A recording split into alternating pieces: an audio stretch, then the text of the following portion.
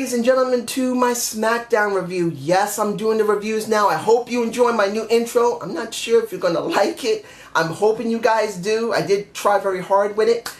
And this is kind of strange for me. The last time I did a Smackdown review was, I believe, April 30th, 2013. It has been a long time since I've done Smackdown. I got turned off from the product because it was just a repeat of Raw's stuff. But now that Smackdown has gone live, I've switched from Raw to Smackdown. But it doesn't mean I won't do something about Raw. I've actually considered doing a little slice of Raw, or a little bite of Raw. I'm not sure about the name. But in that, I will be doing one focused thing. In other words, I will just focus on one thing that happened during that Raw, not an entire review. That's what I'm thinking of doing. You guys tell me below if you think that's a good idea or not. But this is my focus now, my Smackdown reviews and my TNA, and you'll be seeing TNA Thursday, so you'll be seeing my TNA review Friday. It might come out late that day because I do have a doctor's appointment like I do today. I went and did my doctor's appointment, I came back, this is later in the day, so hopefully you're enjoying this review. Now, that seems so long-winded. Anyway, this is about Smackdown's draft. Now, most of the show was taken up by the draft. We cared more about the draft than we cared generally about the content of the show, which I really believe that since Triple H is now running this show, it's still stuck on the old format. So I don't believe it's going to be great yet. I believe it's going to take about 4 or 5 months for them to get into a good new type of format. So a lot of things are going to be experimented. Like the very opening of the show when it came to John Cena versus Luke Gallows. Dude, if it was Triple H that thought, hey, I got an idea. One time, let's see what the people are going to think if we put the show alongside some advertisement. I enjoyed that. That was so different. Now, I'm not sure if everyone's going to enjoy it because there was no sound. Now, I'm sure the Lux Man will probably enjoy it because he didn't have to listen to Michael Cole, which I agree. I'm tired of Michael Cole. I don't want to hear him. So not hearing him at all was not bad at all. But seeing that if they do this once a week at different points of the show, not the same time of the show, but once during the entire show, they, instead of cutting the commercial and we don't see anything, they actually let us see the content that's happening, that's in the ring. I will enjoy it because it'll be something entirely new and fresh. We've rarely or never seen it. So I'm actually glad to see this. It's like if you had On Demand and you're watching it and you're watching something else. I actually liked it. Next, the attack of Kevin Owens. Now it was good to see that they're still perpetuating this between Kevin Owens and Sami Zayn. And that this will probably be the last time that we'll be seeing on the same show, which I hope.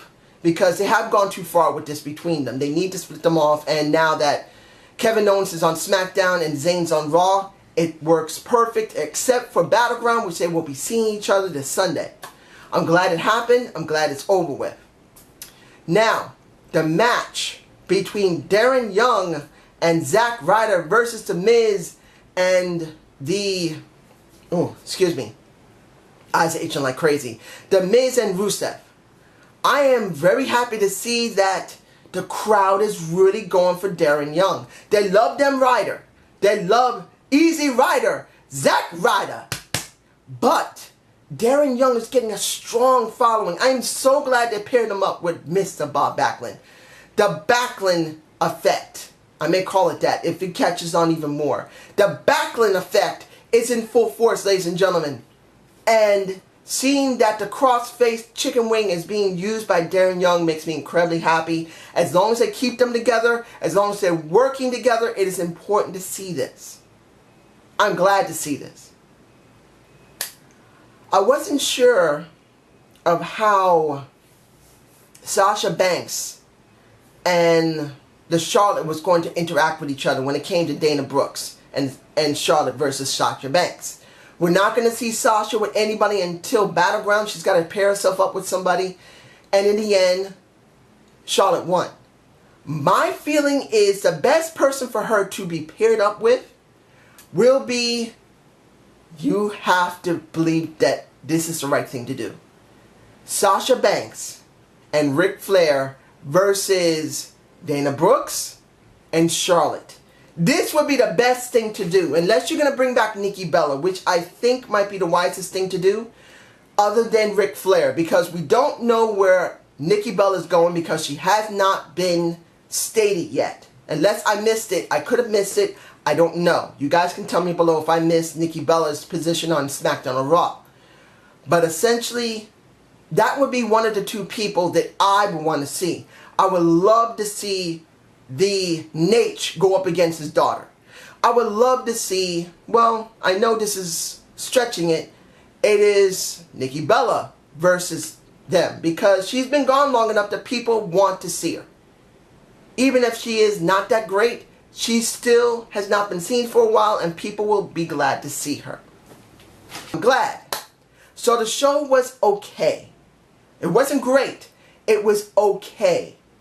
Because of the draft picks, it made it good. But the show in general was okay. It wasn't a great show. It was an okay show. Now let's do these draft picks. Do I believe they were the right picks? Seth Rollins and Roman Reigns? Yes. I'm sure the Luxman would have liked to see Seth Rollins go to SmackDown, but I believe it's better he goes with Roman Reigns on Raw. I'm okay with that. Brock Lesnar has to be on Raw, which I'm sure is the best thing you're going to be doing here. He's needed. Cena and Randy Orton. They're from the old guard. Putting them on SmackDown is actually a wise thing to do, so you can actually give the younger talent somebody to actually go after. Kane as well.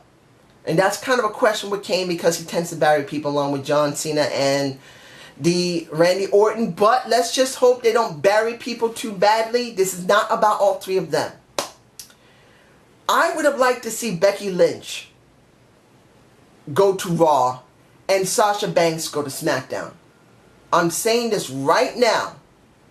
I'd rather have seen that than that other situation, because I really believe that the boss is not going to get very far. But since a lot of people are gone, you might actually have something for Sasha, but I'm still thinking maybe Sasha would have been better on SmackDown. And throw Becky on Raw, basically as a jobber. I'm sorry, I'm saying it like that.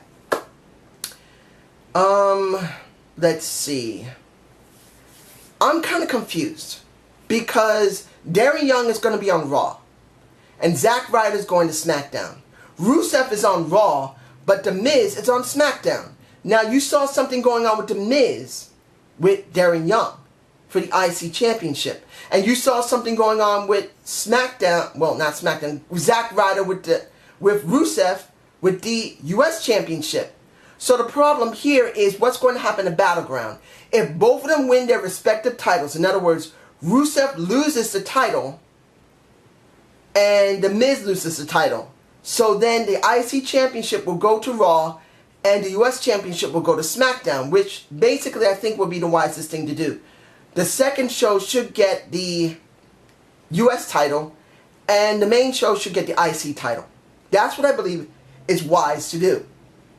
But it's going to depend if either one of them are going to win their matches. If they don't, it made no sense to let Darren Young win the Battle Royal if he's not able to win the damn title.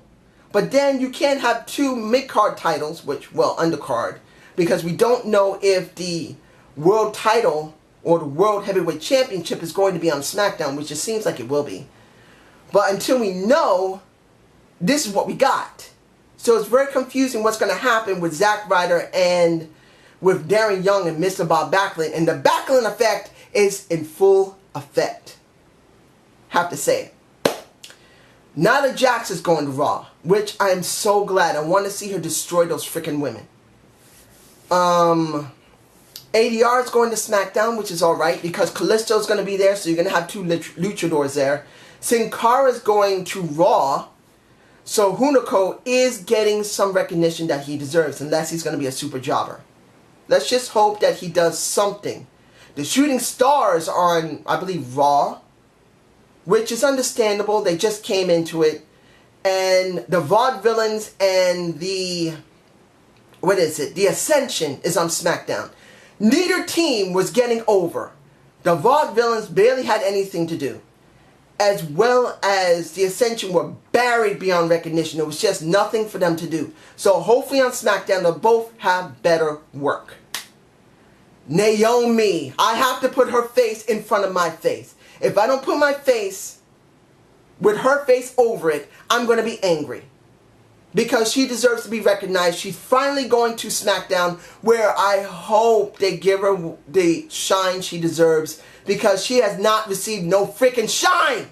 This woman's been there so many years. She has freaking talent. Lita said it, and she's been getting no freaking wear. What? Because of this? Because she didn't do this? Fuck you, WWE. She deserved better, and she better get better in SmackDown, or I swear I'm gonna rant every single video, and I may just start a channel devoted to Naomi and how badly she was treated. I don't know if I'll do that, but I'm considering it if she doesn't get anywhere on SmackDown. She better get somewhere on SmackDown. And a few more names will be Bray Wyatt as well as AJ Styles, and now it's SmackDown. I am hoping they'll get somewhere. AJ, I believe, is going to get somewhere because the other two from the club are going to Raw. But when it comes to Bray, it's a question because if I'm right, Eric Rowan is going to SmackDown and Braun Strowman is going to Raw. It would have been better if Bray was all by himself, Braun Strowman and Eric Rowan were by themselves on Raw. I want to see Bray by himself to really do the work, but this is what we get. This is not a bad draft. I know there are a lot more names. I know Enzo and Kaz on Raw. I know that Carmella has gone to SmackDown. And Jericho's gone to Raw again. I know there are more and more names I can mention, but it's not necessary. The reason I mentioned these names and the reason I felt the way I did was that if Raw and SmackDown are going to be separate brands again, and you are going back to having two main titles, two undercard titles, and maybe either one women's title which will go back and forth between both shows, or there'll be two titles there, or you're going to have two tag team titles, or just one where they both go back and forth. It's a question what's going to happen with the women, and a question what's going to happen with the tag belts. But I feel like the majority of the people chosen were good picks for both sides, because you got the old guard staying on Raw, and you got the new guard, and most of the NXT newcomers coming up to SmackDown, which I believe is wiser. Of course, we got some stuff going to Raw. We got Finn Balor going to Raw. We got Nia Jax going to Raw. I know that, I believe, Apollo Crews is going to SmackDown. I don't know what happened to Samoa Joe. He may not be coming up yet. But when it comes down to it, the majority of the groups that have been set up are not too bad. But here's the question. Will they actually give us a better product on SmackDown instead of just repeating what's been on Raw? That's the reason why I left Raw.